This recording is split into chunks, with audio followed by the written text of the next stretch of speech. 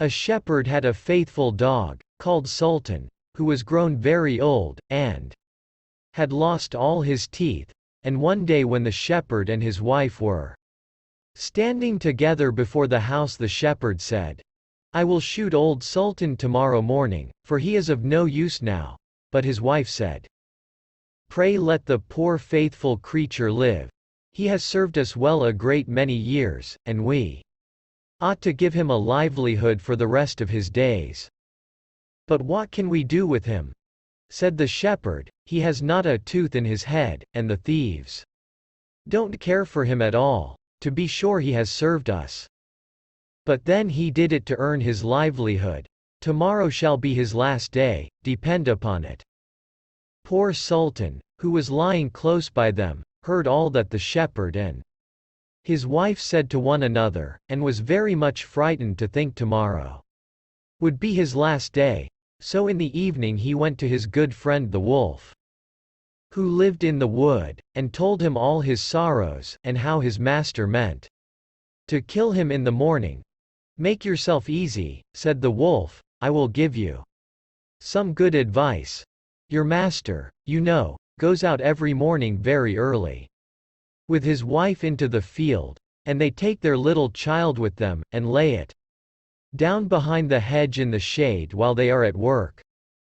Now do you lie down close by the child, and pretend to be watching it, and I will come out of the wood and run away with it. You must run after me as fast as you can, and I will let it drop.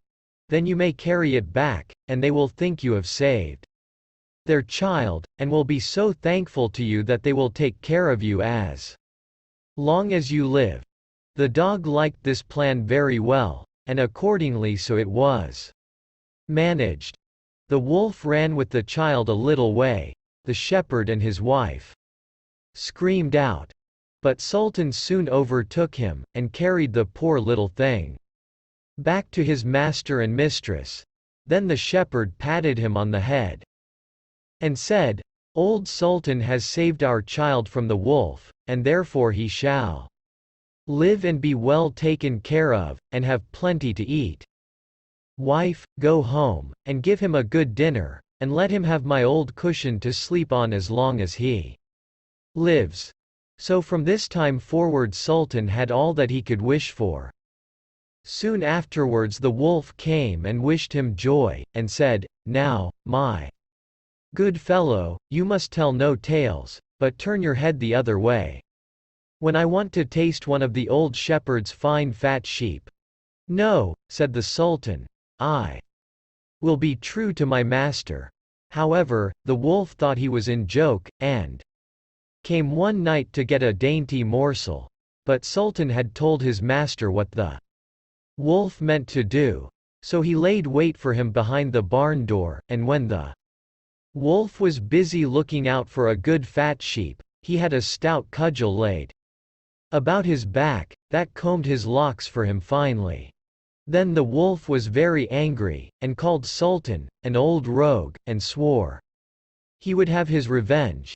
So the next morning the wolf sent the boar to challenge Sultan to come into the wood to fight the matter.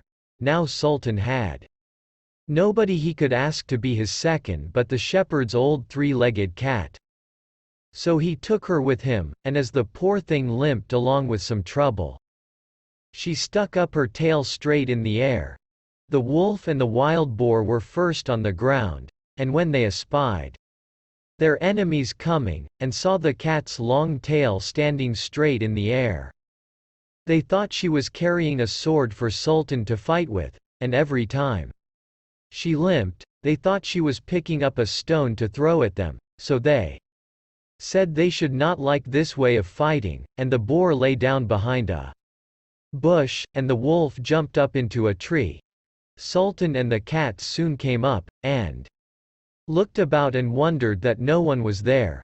The boar, however, had not quite hidden himself, for his ears stuck out of the bush, and when he shook one of them a little, the cat, seeing something move, and thinking it was a mouse, sprang upon it, and bit and scratched it, so that the boar jumped up and grunted, and ran away, roaring out, Look up in the tree. There sits the one who is to blame." So they looked up, and espied the wolf sitting amongst the branches. And they called him a cowardly rascal, and would not suffer him to come down till he was heartily ashamed of himself, and had promised to be good friends again with old Sultan.